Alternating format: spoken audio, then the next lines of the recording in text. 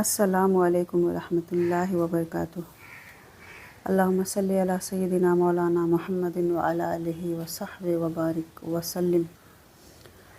آج میں آپ لوگوں کے ساتھ حضرت عمر رضی اللہ عنہ کا ایک بہترین واقعہ پیش کرنے والی ہوں۔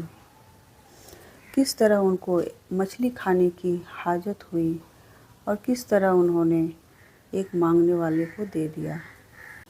اس سے پہلے ہم قرآن کریم کی ایک آیت کا ترجمہ پڑھتے ہیں۔ اس میں اللہ پاک فرماتا ہے، تم ہرگز بھلائی کو نہ پہنچو گے جب تک راہ خدا میں اپنی پیاری چیز نہ خرچ کرو۔ اب ہم واقعہ پیش کرتے ہیں۔ حضرت عمر رضی اللہ عنہ ایک دن بیمار تھے۔ انہوں نے اپنی خادم حضرت سیدنا نافع رضی اللہ عنہ سے فرمایا کہ مجھے مچھلی کھانے کی خواہش ہو رہی ہے۔ تو ان کے خادم نے مدینہ منورہ سے بہت مشکل سے کچھ مچھلی لے کے آئے اور انہیں بھون کر سیدنا عمر رضی اللہ عنہ کی خدمت میں پیش کیا۔ عمر رضی اللہ عنہ جیسے ہی اسے کھانے والے تھے تبھی ایک سائل مانگنے والا باہر آ گیا اور وہ مانگنے لگا کہ کچھ کھانے کو دو۔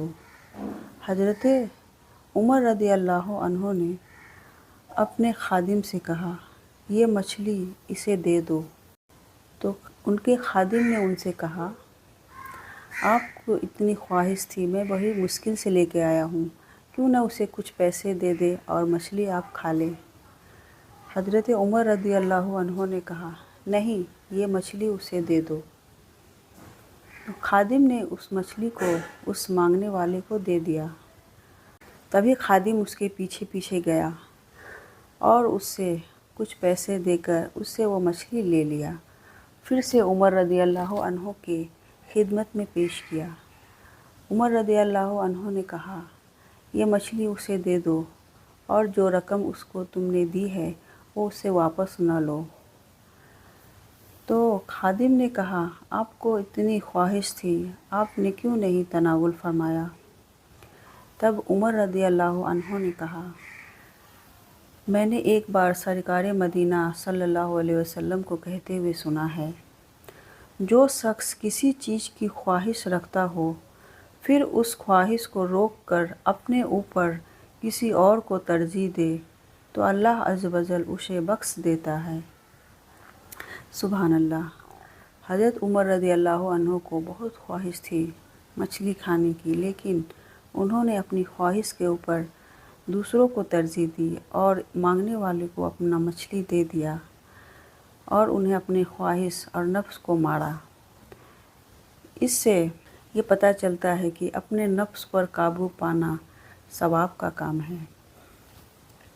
حضرت سیدنا عبد العمر بن رضی اللہ عنہ اپنے نفس پر کس طرح قابو کرتے تھے، اس واقعے سے ہمیں پتہ چلا۔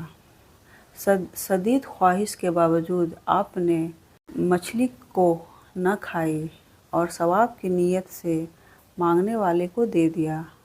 تو اس کام کو ایثار کہا جاتا ہے۔ ایثار کا مطلب ہوتا ہے دوسرے کی خواہش اور حاجت کو اپنی خواہش اور حاجت پر ترجیح دینا، یعنی اپنی خواہش کو خواہش نہ سمجھنا اور دوسرے کی خواہش کو اوپر اپنی خواہش کو مار دینا۔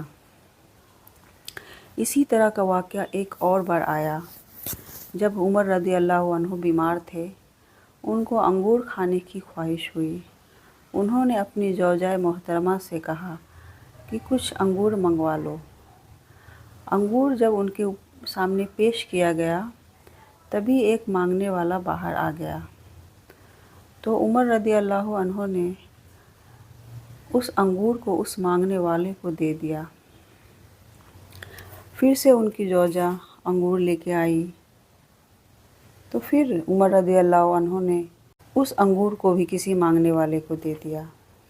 تیسری مرتبہ انگور لے کے آئیں، پھر سے عمر رضی اللہ عنہ نے کسی مانگنے والے کو دے دیا۔ اللہ عز و جل ان پر رحمت کرے اور ان کے صدقے ہماری بھی مغفرت کرے۔ کس طرح انہوں نے اپنے نفس کو مارا۔ اس واقعے سے پتہ چلتا ہے کہ راہ خدا میں اپنی پیاری چیز خرچ کرنا بہت بڑا ثواب کا کام ہے۔ اس سے اللہ پاک خوش ہوتا ہے اور اللہ پاک اس کو بخش دیتا ہے۔ آخر میں ہم اللہ پاک سے دعا کرتے ہیں، یا اللہ پاک ہمیں خوش دلی اور اچھی اچھی نیتوں کے ساتھ خوب ایثار کرنے کی توفیق عطا فرما، اور ہمیں مدینہ منورہ میں جنت البقیع میں دفن اور جنت الفردوس میں بے حساب داخلہ عنایت کر، اور اپنے مدنی حبیب صلی اللہ علیہ وسلم کے پڑوس میں جگہ عطا فرما۔ آمین۔